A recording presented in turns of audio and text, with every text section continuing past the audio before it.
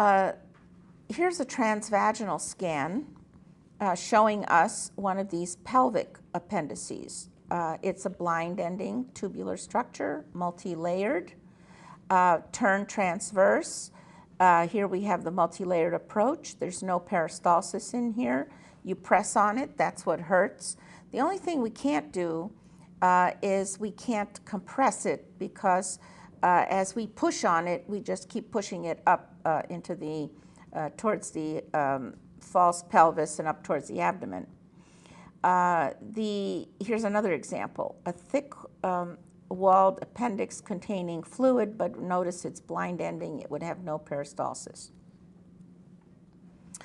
The appendix can then go on to rupture and an abscess may form. That becomes more indistinct. It's harder to see. We were looking at this area wondering what's going on. Do we have some kind of abscess happening here? Is it related to the ovary or not? We realized that it was separate. It's always very helpful when little arrows come up to show us things, like the echogenic focus that shadows, which is the appendicolith, and then this actually, as we scanned around, was the limits of this mass. This is already pus and an abscess that has formed at the tip of this perforated appendix. Once we have a perforation and abscess formation, we lose tissue planes. Things become matted together, very indistinct, difficult to define. Here's the uterus, here's an ovary, and then there was this complex sort of phlegmonous area. The CT does better with that. The CT shows us this mixed densities, some enhancement. The bowel is pushed, so there's a mass effect, there's fluid in the pelvis, and actually that was an appendicolith. This was the ruptured appendix, and the appendicolith fell out into the pelvic cavity.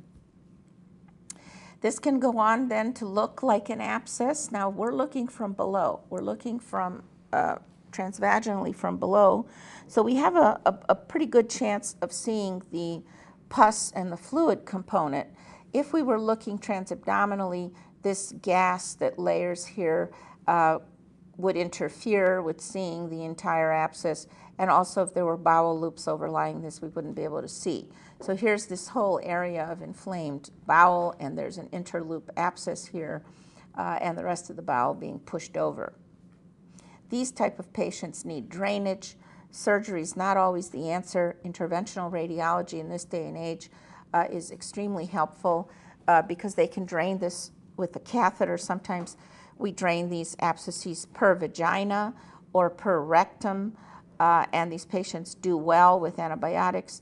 It's a nightmare opening up this type of abdomen surgically because you clean out the pus and inadvertently pus goes into other places, and a couple weeks after the surgery, they may end up with more abscesses. So interventional radiology then, we guide them with ultrasound. They put their catheters in and drain this nicely.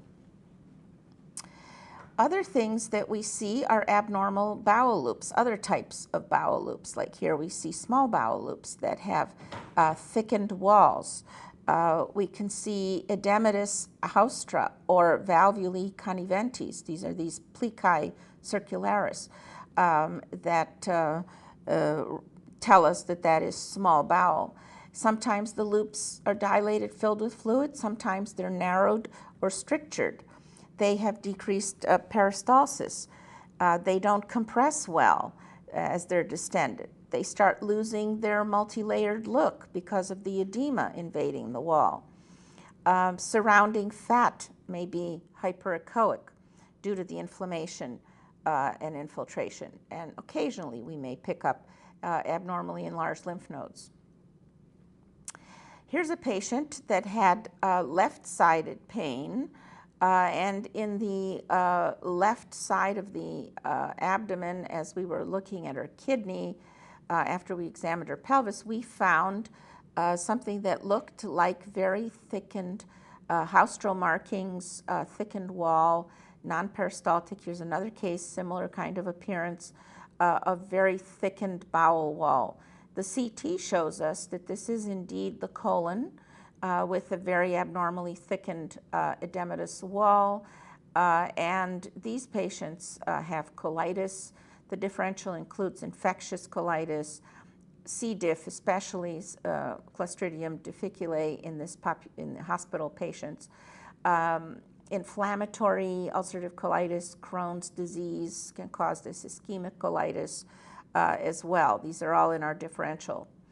This patient had very dilated, thick-walled, abnormal bowel. Look at the colon here. There's some fluid around. And here's the CT showing that this occurred in the left colon. It extended pretty high here towards the splenic flexure.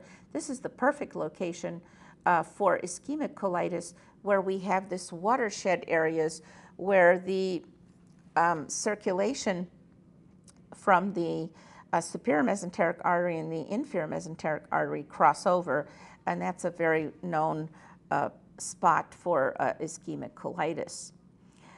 When colitis goes on to a severe form, toxic megacolon occurs.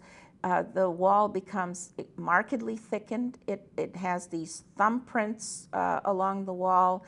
It develops these so-called pseudopolyps. This is from the edematous mucosa. This colon is very ill. It's friable. It's likely to perforate, and we can alert the clinicians then to go on and do a CT.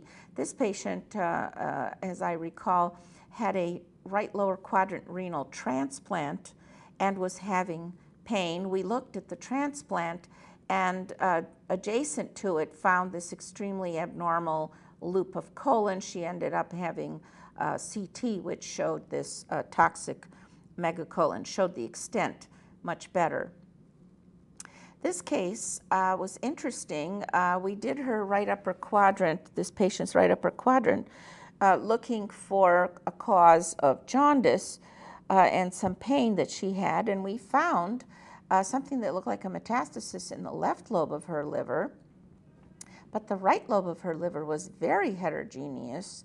It seemed to have multiple masses in it, and it seemed to have a fairly clear demarcation of the process being very abnormal in the right lobe of the liver. And that kind of lit up a light bulb that if that's affecting the right lobe, maybe it's something that's draining into the liver from the right side of the body that's causing a problem. And so we went down looking down along the right flank, and sure enough, at the bottom of the colon, we found an abnormal mass within her cecum. So this was biopsied, and this is a colon cancer. Here's a CT showing this large mass distorting this lumen, and biopsy again showed colon or cecal carcinoma, which you can sometimes diagnose by ultrasound. This patient had some pain, and we were doing a pelvic scan, and somebody thought that this looked like the left ovary. This is a sagittal through her left pelvis, pretty high up. We thought this was her left ovary, as sometimes we find them high in the false pelvis. But when we did our transvaginal, we found a beautiful, normal-looking left ovary deep down in the pelvis. So this wasn't an ovary up here, and I would bet with you that if we really sat down and thought about how many times we call things ovaries that are not ovaries on a daily basis in ultrasound, I think that we could be honest and say that we make up a lot of ovaries, a lot of pseudo-ovaries. So it's very good for us to pursue these and find features. Like here, we found little follicles. Now we know for sure this is the ovary. Now we have to think, what is that going on? We pursue this with a CT scan. The bowel wall is thick and there's a lot of surrounding fat edema, and biopsy reveals colon cancer. So this is a patient. This is actually the tumor itself that we were looking at in the left side of the pelvis.